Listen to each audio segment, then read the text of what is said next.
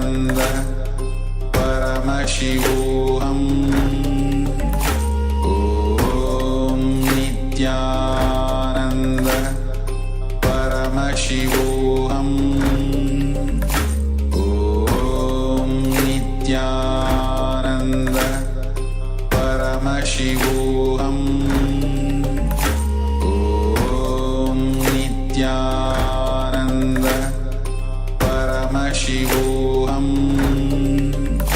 Om Nityananda Paramashivoham Om Nityananda Paramashivoham Om Nityananda Paramashivoham Om Nityananda Paramashivoham Om Nityananda Paramashivoham Om Nityananda Paramashivoham Om Nityananda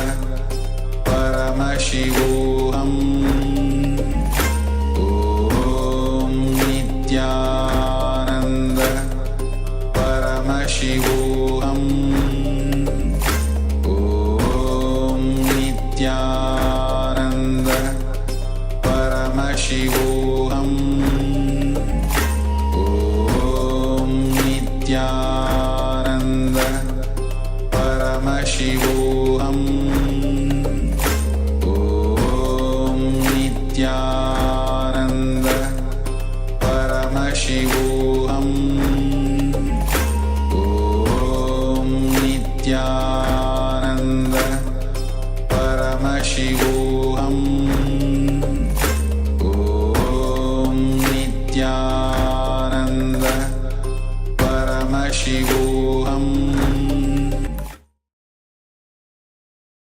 Yes, Nityanam. Now come back. Relax yourself. Open your eyes. Great. So now share your experience. What a shift or click or understanding or any powerful cognition you got, please share with us. And also, please share your manifestation experience in social media so that others are also get enriched and they can also experience this transformation in their life. And whatever manifestation is happening, celebrate that Swamiji is manifesting through you. Let's move on to the next session. So now we'll be moving on to the next session, which is going to be on the how to harness the power of sound. In the Vedic civilization, sound has always been used even to have the extraordinary abilities and even going beyond the sound, using the sound to go beyond the sound itself. So here Swamiji will be guiding us through the how to harness the power of sound, using the sound to go beyond the sound, which is actually from the Shiva Sutra itself. As today we are going through the Shiva Sutras, various technique, and Swamiji himself told that each and every technique of Shiva Sutra is capable enough to create a sampradaya, create a religion itself. So we'll be entering into another round, another sutra on how to harness the power of sound. So let's hear directly from Bhagwan himself as he guides us through this whole session. Let's begin.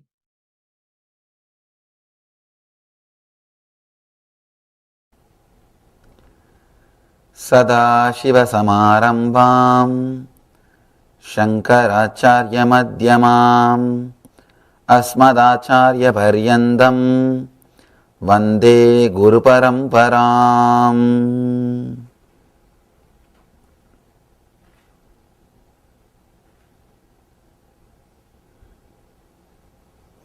I welcome you all with my love and respects. Today's subject, the power of sound.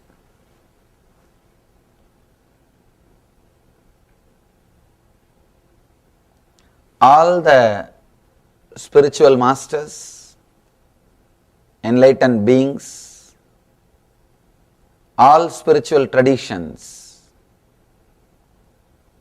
all religions, all mystics understood, experienced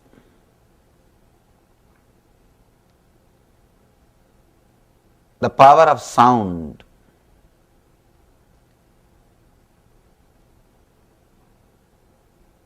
That is why, whether it is Vedas or Bible or Quran or Dhamma Sutra, everything says first there was a sound. From sound, everything is created. There are so many scientific researches proves the whole thing can be reduced just to vibrations, just to sound vibrations.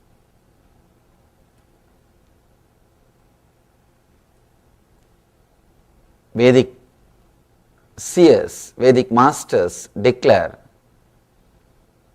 the whole universe is nothing but nada, sound. That's why they say nada brahmam. The whole entire universe, existence, cosmos is nothing but the vibration, sound. Today, we will explore a technique by Mahadeva, Anandeshwara, to experience enlightenment through sound. Mahadeva is giving a technique. The book which I am going to speak now, the book from which the sutra is taken, is 10,000 years old, attributed to Shiva, Mahadeva. Traditionally we believe that Shiva gave this book to Devi. His teachings to Devi is recorded, and that is Shiva Sutras. Sometimes people ask me, how do we know it is given only by Shiva? How do we know these sutras are delivered by Shiva? I tell them, if you see the sutras, if you read the verses, anybody who has got this much knowledge, depth about the mind and the being must be Shiva. He must have experienced Shiva consciousness. Understand, Shiva or Buddha is not just a person, it's a state of a being. Anybody who achieves that state will be called as Buddha. In our tradition, Shiva, Buddha, Vyasa, all these words are just a state of a being. Still now, the disciples of Shankara is called Shankaracharyas. That is why we use two words, Adi Shankaracharya and present Shankaracharyas. Anybody who represents is called with the same name. It's like a title. So, anybody who has experienced, anybody who has got knowledge to this level, to this depth, he is Shiva, no doubt about it. He has experienced the truth. The way in which he expresses, with that we can very clearly understand whether he knows or he has just read. We can be sure this book is not from a person who read and acquired knowledge. This book is from a person who has experienced, because he is giving solutions for all possible problems. He is giving solutions for the human beings who lived on the planet Earth, who are living on the planet Earth, who are yet to come. He is giving keys to open all doors.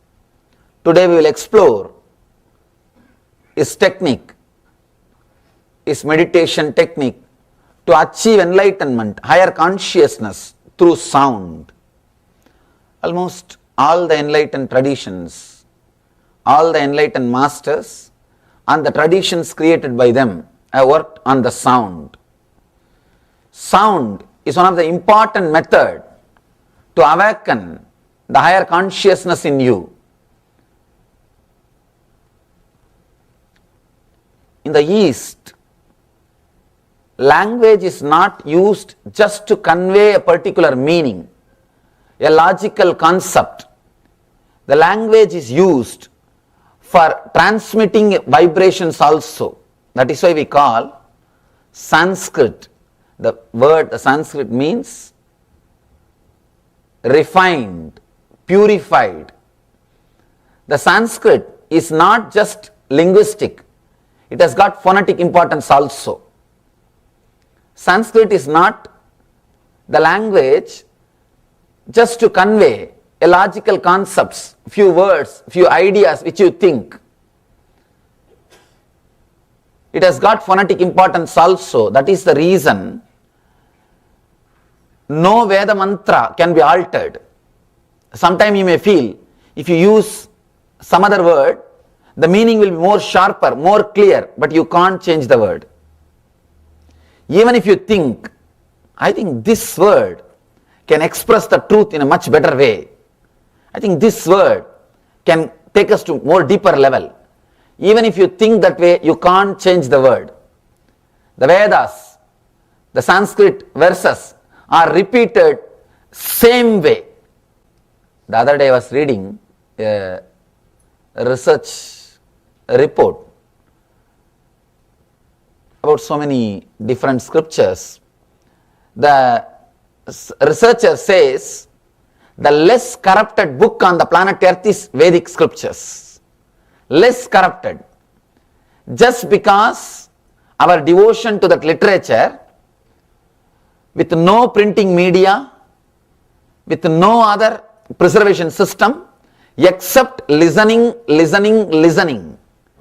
except listening and repeating, there is no other preservation method for last 10,000 years, at least 10,000 years. The Vedic books, truths have been preserved without corruption. Even if some masters write commentary, they will say very clearly, this is mantra, this is my commentary. See, people who write commentaries, their charisma is so, they are so charismatic, so impressive. If they just alter few words, nobody will oppose. Nobody will oppose. But no master dare to do that. That's the greatness of our masters. They have done text torturing. They have interpreted in their own way. But nobody had the courage to touch the original sutras. Whether it is Shankara, or Ramanuja, Madhva, or Bhamati, any Vachaspati Mishra, or Atmananda, you can name thousands of masters. One more important thing, each one of them are expressing their own ideology. Commentaries are given just to convince people that what I am saying is supported by these great masters. Understand? Commentaries are nothing but justifying their thinking trend, justifying the truth which they want to express.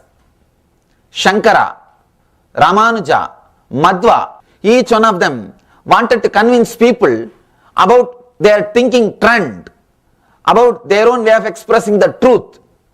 Each one of them have expressed in their own way.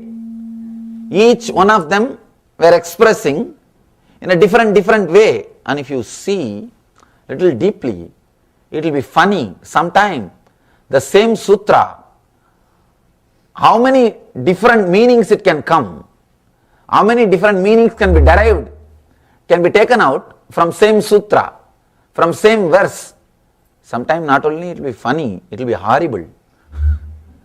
No, really, I am telling you some of the insider secrets. These are all some of the insider secrets. You will be surprised. Some sutras being commented in a totally different way by Ramanuja or Madhva or Shankara. One more thing,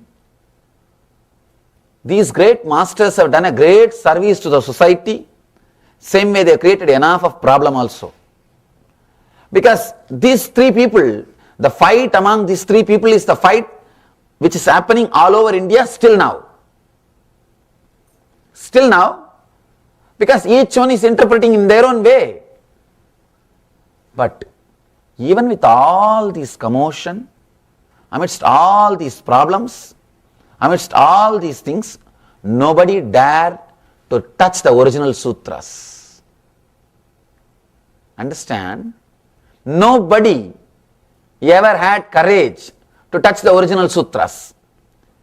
Whether it is Shankara or Ramanuja or Madhva, they give the original sutras, then they give their own meaning. They interpret words, they take out some words, they add some words, they give their own meaning, they present in their own way, everything they do, but in their commentary, never in the original sutras.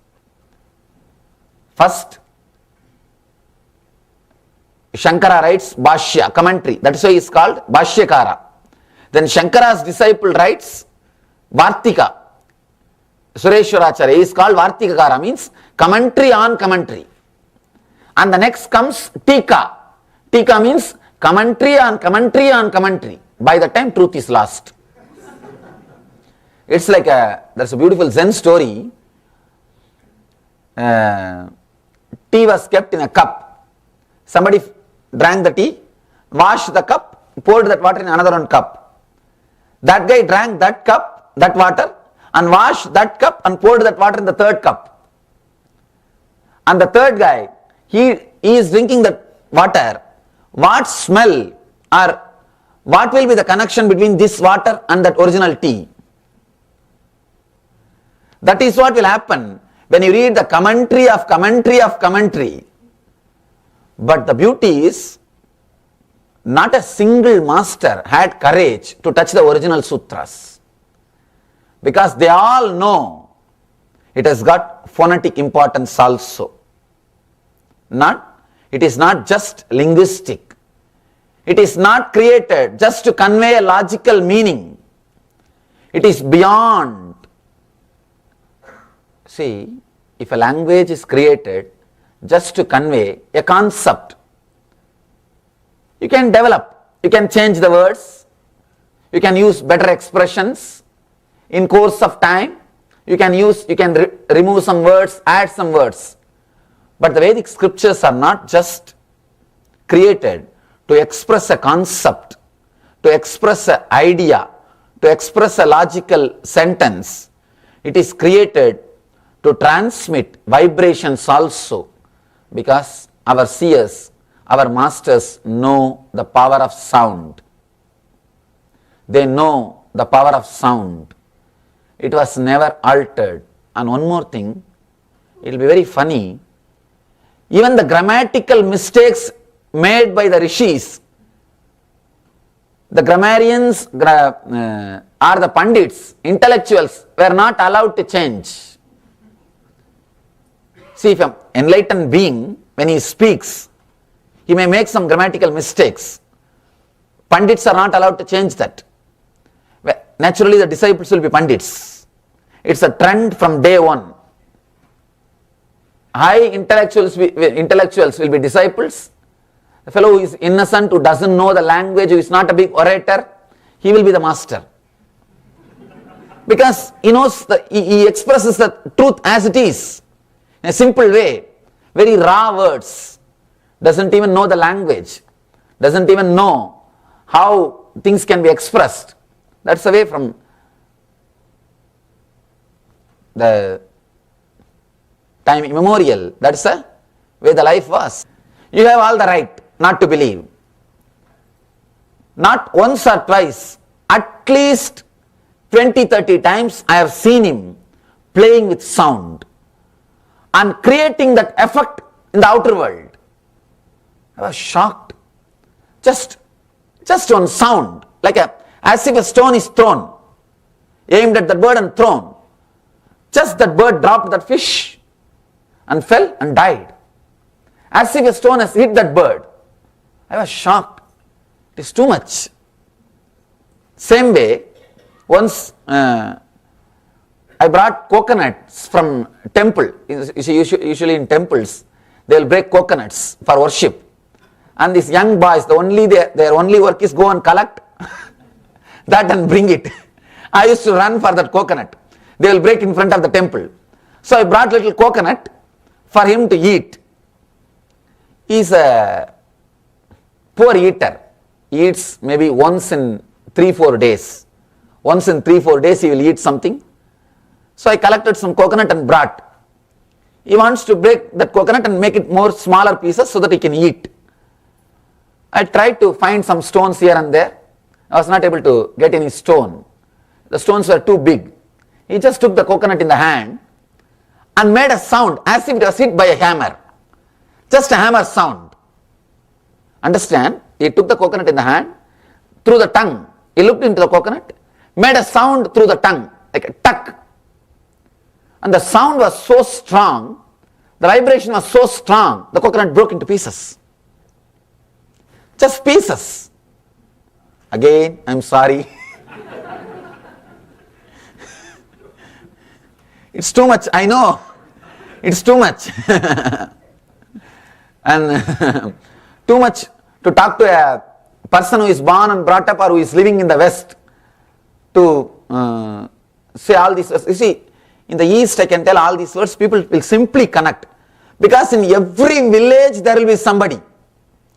Every village will have one healer. Healer means for any small disease, people will go to that person, he will sprinkle some sacred water or chant some mantras, the kids will become all right. And I should tell you one more fact, one more important truth. My age is 30, 29 is completed, 30 running. In these 30 years, I went to hospital only once when I took birth. That's all. Only once. No allopathy medicine, no vaccination, no other injections, nothing. When I was taken, when I took birth, of course, mother went, I did not go. Once I came out of the hospital, over. See, it is not just me. I can say at least lakhs of people are there in India who live like this. If they fall sick, they go to some local healers, some pujaris, some temples, some priests. Still the tradition is there. We don't know how to justify or how to connect or how to logically present all those things. I don't know. I can only tell you the fact. Now it is up to you to analyze or connect or justify. You may give the reason it is just because of faith or placebo effect. So many big words you can find. Scientific words and research words and all those things. I don't know all those things. Still, there are millions of people in villages.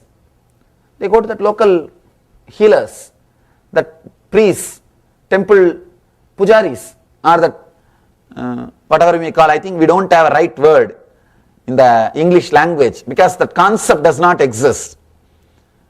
So we don't have a right word. That guy will just chant some mantra and sprinkle little water.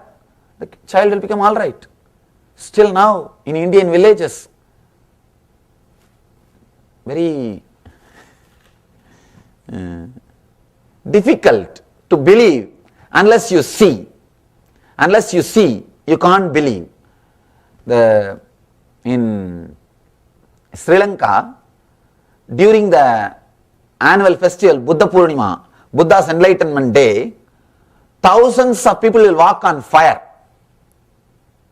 Same way in our ashram, every year, at least 3 or 4 times we do the fire walking. Hundreds of people do the fire walking. I will be the first person to walk. We do fire walking. Sometimes people ask me, how is it possible? How you guys are able to do it? Just all we know is there is a music, there is a special kind of a music, the vibration which is created, and everybody knows that they can do, simply they do, that's all. No other logic. If you think, will I be able to do? Gone. Nothing can be done. I tell them, no, don't walk. No, you are not allowed. Whoever asks, Swamiji, can I do? No, you can't do. Forget about it. And whoever knows, I can, you can do. Please walk. Somehow you know it. That's all. It just clicks. That very sound, when that vibration is created, they are made to meditate for 10 days before they do that fire walking. In the 10 days, their body and mind is prepared with chanting, vibration, meditation. They create a peaceful thoughts. Let me be in peaceful. Let my body and mind be completely integrated. Let the whole world be in peace. Your thoughts have got powerful impact on the outer world. When you create so much of peace, when you create so much of feeling connected to the nature, nature does not disturb you. Person who has created enough energy to connect with the nature will not have doubt when he sees the fire. I'll be standing there just to filter. If I see little fear in their eyes, I tell them, no, you can't. If somebody walks with doubt, he gets hurt. If the person does not have any doubt, he is very clear. I know, I can do. He never gets hurt. He never gets hurt. It is a simple feeling connected. Just something clicks and you are there. Nothing happens. How to logically describe? No way to logically describe. Something happens, that's all we can say. There is no logic. Everyday Kalpataru, a one-day experiential meditation program by Paramahamsa Nityananda on the days he is in the Bidadi Ashram. Experience good health, mental well-being, spiritual growth, economic prosperity and living enlightenment. July 8th and 9th, July 19th to 23rd, August 18th to 31st, September 1st to 8th.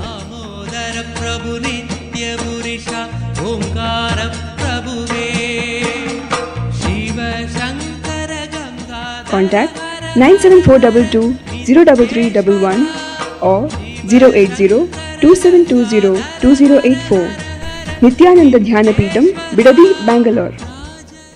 There were scientists from Wisconsin University went to Sri Lanka to do research on this fire walking.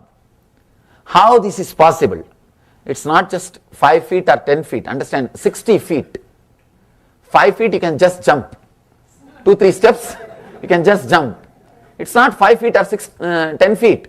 60 feet. And at least 10 steps you have to put. Not 20 steps. Because you can't put 10 feet one step. Maximum you can jump 3 feet. Of course in the fear maybe 4 feet.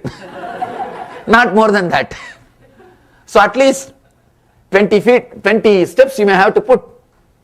And living live charcoal, fire. Very strange thing. People are able to manage. And nobody gets burnt or and even clothes. Even the cloth which they wear. It's very surprising.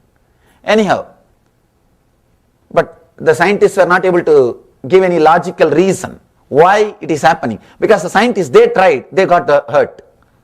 They got burnt. They also tried, but they got burnt.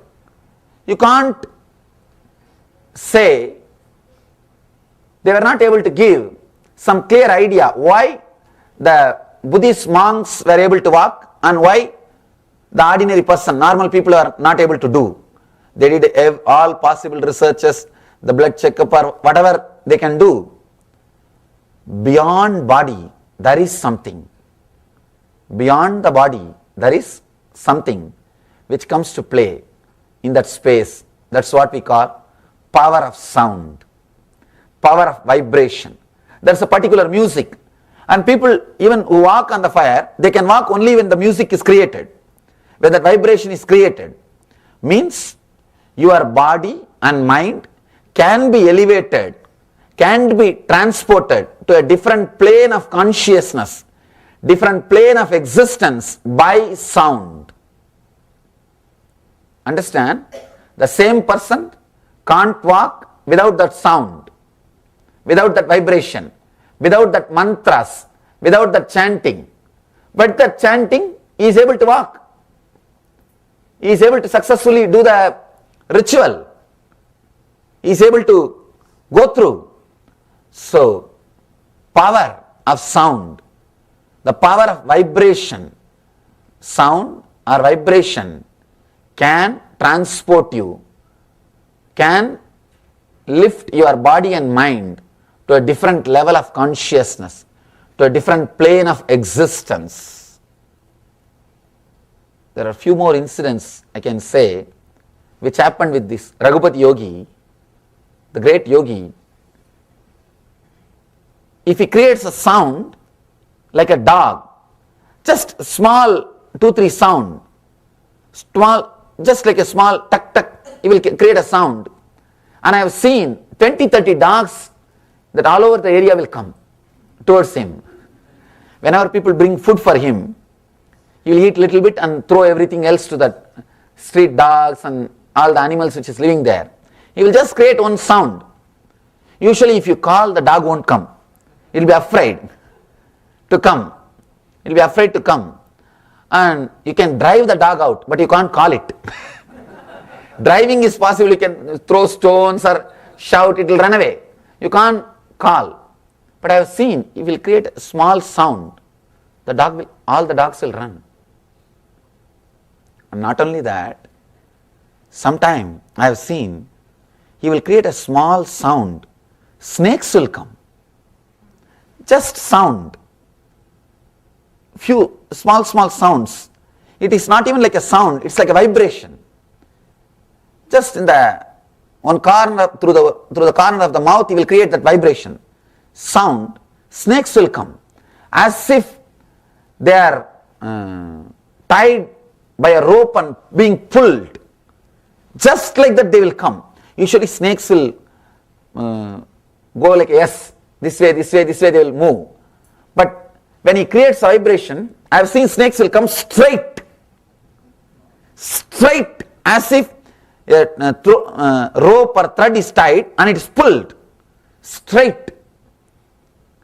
And not only the snakes or anything, same way the fruits from the tree I have seen with my own eyes. If we are sitting in a tree, under the mango tree, especially with the mango tree and coconut tree, I have seen it with my own eyes. If we ask, Master, just get some mangoes, all you need to do is create a sound like a stone. Simply mango will fall. Simply mango will fall. You will just create a sound through the mouth as if a stone is being thrown. Tuck, the mango will fall. Not only mango, even coconut. And breaking coconut also he knows. Just take it in the hand and create a sound. It looks very strange. Actually, I asked him once, how this is possible, Master? How can you do this? Can we break the stone? I asked him, you know how to break coconut. Can we break the stone? Because I thought maybe in the hand he is pressing the coconut. Because he is a very powerful, very strong person. I have seen him doing even in public. He will tie the iron rope in the chest and inhale and exhale strongly and the rope will break. Iron rope. If I tell more things, it will look like more and more stories. It's a very strong person. I thought maybe in the hand he is breaking that coconut. Coconut he can break in the hand. What about stone? So I brought a stone for him and I kept that stone in front of him. All he did is just he sat, looked into the stone, just like a connecting with that stone, created a sound. Tap, the stone has become two. But the sound which he creates, if you put your hand in between, your hand also gets hurt. Once I tried, when he was connecting with some object like this and trying to break, I tried to put my hand in between and I felt literally something is hitting the hand. Just as if the bone will break. It was so powerful, just the vibration. Just the vibration. Then I understood how the rishis have cursed people. See, you have a story, lot of stories, like Vishwamitra cursing somebody, Durvasa cursing somebody, Vasishta cursing somebody, these Vedic rishis cursing somebody. I was not able to relate. How can somebody say a word and it will become reality? When I saw this, I was able to relate. I understood, oh God, it would have been truth. Just a word, he can kill somebody. Just a sound. The old masters, Vedic masters, can just turn the whole life. Because they know the power of sound. They know how to use it. They know how to use sound particles. See, in course of time, Gita says, yogo nashta parantapaha. The truth or the inner science is lost in course of time. Because we have lost the keys, we can't say the treasure never existed. Understand? Just because we lost the keys today, we can't say the treasures never existed. Just because we did not experience these things, just because we did not get the right key, we have not tried in a right way, we have not experimented or experienced, we can't say the treasures did not exist. It existed. The truths existed. It was there. It was there.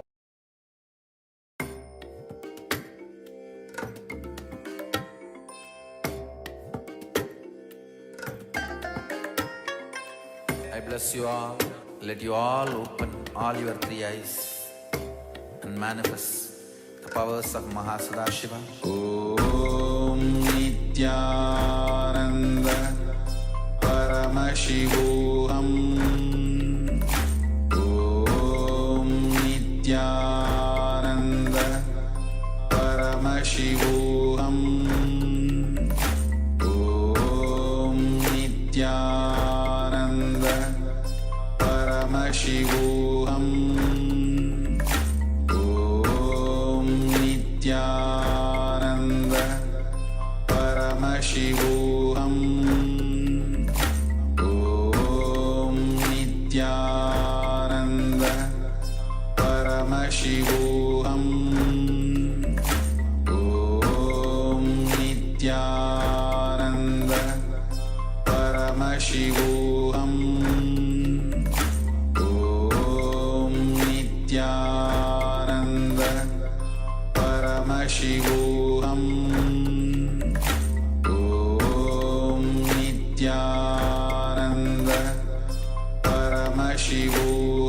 Paramashivoham. Om Nityananda Paramashivoham. Om Nityananda Paramashivoham. Om Nityananda Paramashivoham. Om Nityananda Paramashivoham. Om Nityananda Paramashivoham. Om Nityananda Paramashivoham. Om Nityananda Paramashivoham. Om Nityananda Paramashivoham.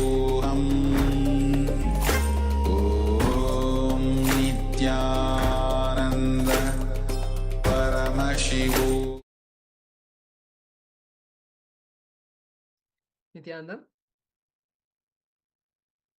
So, welcome back to the session. Now, let us move into a powerful internalization process to understand the power of sound. So, Swamiji beautifully spoke about how his guru had that ability just using the sound. When he used that sound on a stone, he was able to just crack it and make it two pieces. The same way, the words that we hold inside ourselves and we tell others, that as well affects ourselves, our inner space, and the inner space of the people around us. So now we are going to be entering into a powerful technique for the power of sound. Paramashiva is giving us the technique for two specific areas. One is to connect yourself and elevate yourself to the level where you can use the power of sound. This means that you are integrating yourself, and you can also use this power of sound to achieve enlightenment, meaning evolving beyond your patterns, incompletions, and all of your karmas. Now, let us understand this technique deeper. This technique is going to directly help to integrate our inner chattering and verbalization to create more space. When you create a particular sound, your mind will be occupied only with that sound, especially loud sounds. If you are using the words internally, your whole being will not be integrated. So create the sound loudly. Let others also listen. Here Paramashiva says, start loudly, only then you will be listening. You won't listen if you are chanting internally. So the steps of this are only two simple steps, and let's go over them before we enter into the exercise.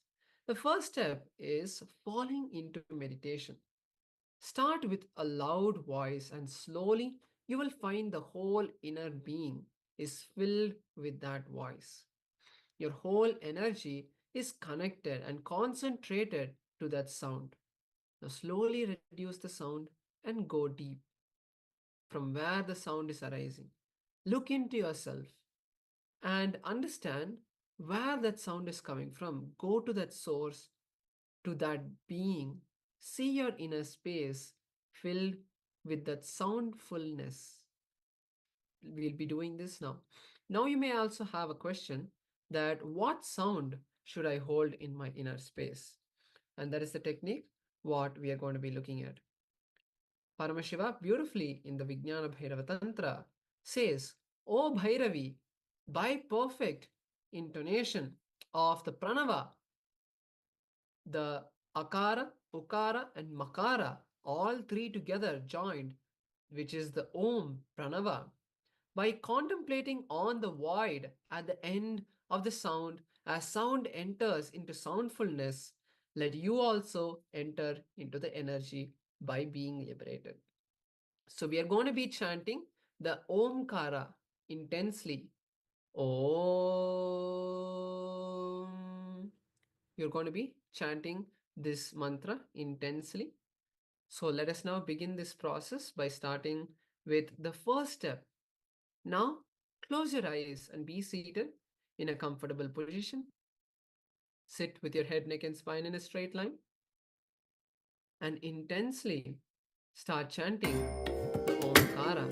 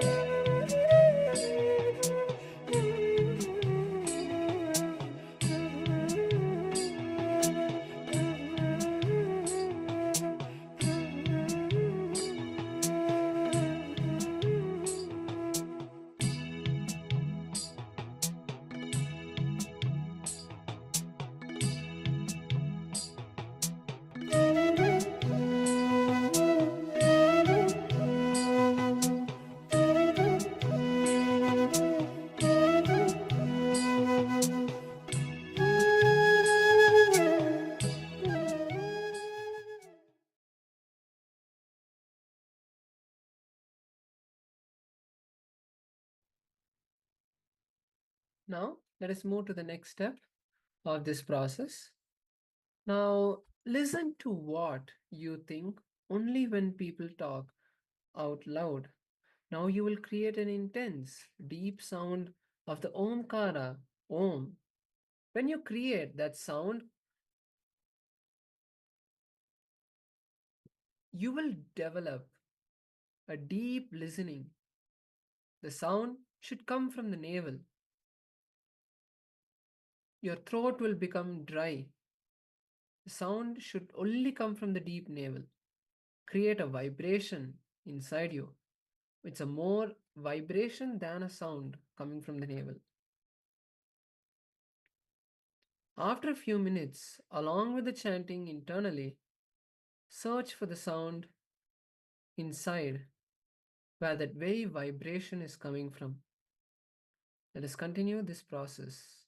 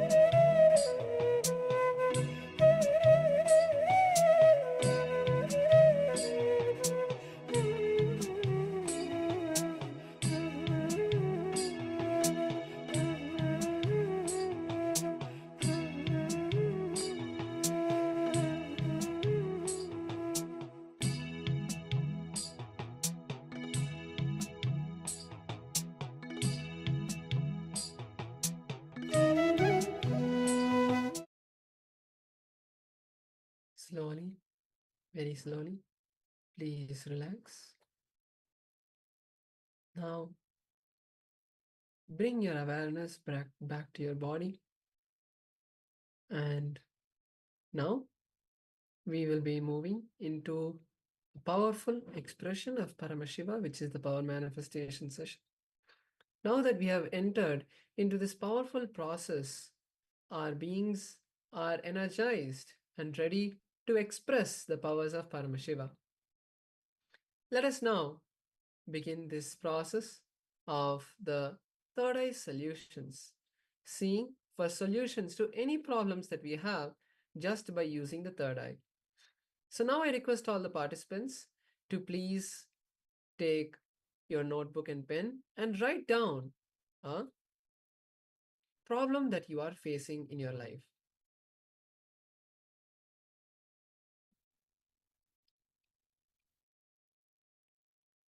So take a few minutes to write down a question that you have inside you, and then put that question to your third eye. And then start visualizing Swamiji in your inner space. Visualize Swamiji in your inner space and request him to manifest the solution for that problem inside your third eye. At the end of the manifestation, whatever you have seen in your third eye, start penning it down. And then you can verify with yourself and see how this solution that you have seen in your third eye, how is it going to actually relate with your life, and how are you going to manifest it. Let us now begin this intense, powerful manifestation. Let us start.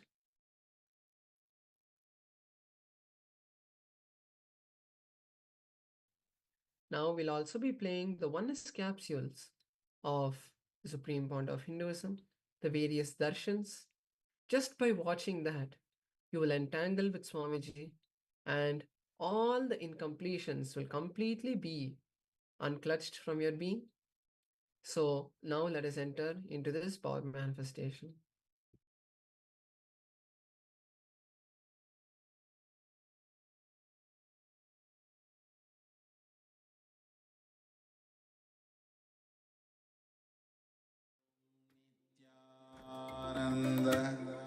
Paramashivoham Om Nityananda Paramashivoham Om Nityananda Paramashivoham Om Nityananda Paramashivoham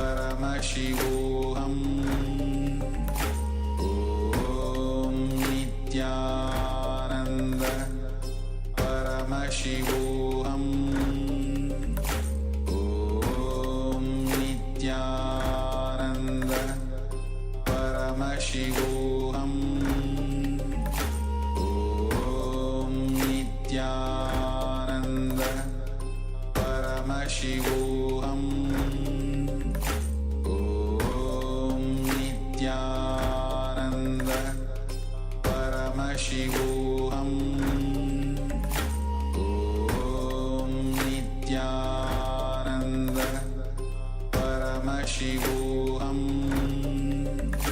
Om